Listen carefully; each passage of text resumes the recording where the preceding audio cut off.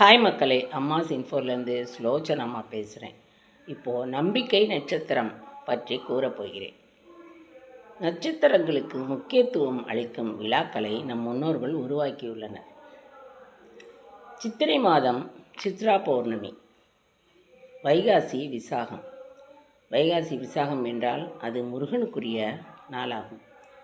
ஆனி உத்திரம், அது நடராஜர் அபிஷேக நாளாகும்.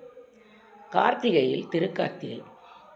திருக்கார்த்திகை என்றாலே எல்லோருக்கும் தெரியும், தீப தரிசனம் செய்வோம் திருக்கார்த்திகை என்று. அதனால் அது பெரிய விழாவாகவே நடக்கும்.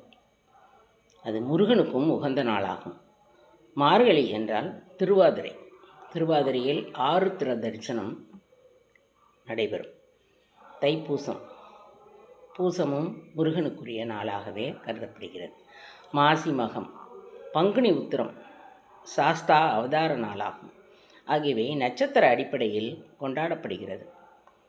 ஒரு சமயம் பெரு வெள்ளத்தால் உலகம் அழிந்தது.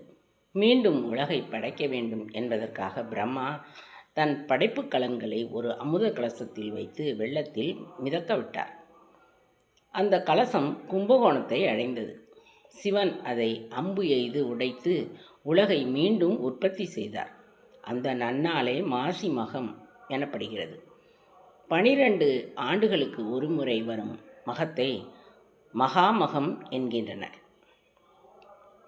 இப்படி ஒவ்வொரு நட்சத்திரமும் ஒவ்வொரு விழாவாக கொண்டாடப்படுகிறது. அதில் சிறப்பாக கூறப்பட்டவைதான் மாசி மகம், சித்ரா பௌர்ணமி, திருவாதிரை, தைப்பூசம், பங்குனி உத்திரம், ஆனி உத்திரம், இவையெல்லாம் ஆகும். இந்த வீடியோ பிடிச்சிருந்தேன்னா லைக் பண்ணுங்கள், ஷேர் பண்ணுங்கள், சப்ஸ்கிரைப் பண்ணுங்கள், கமெண்ட் பண்ணுங்கள். வாழ்க வளமுடன்.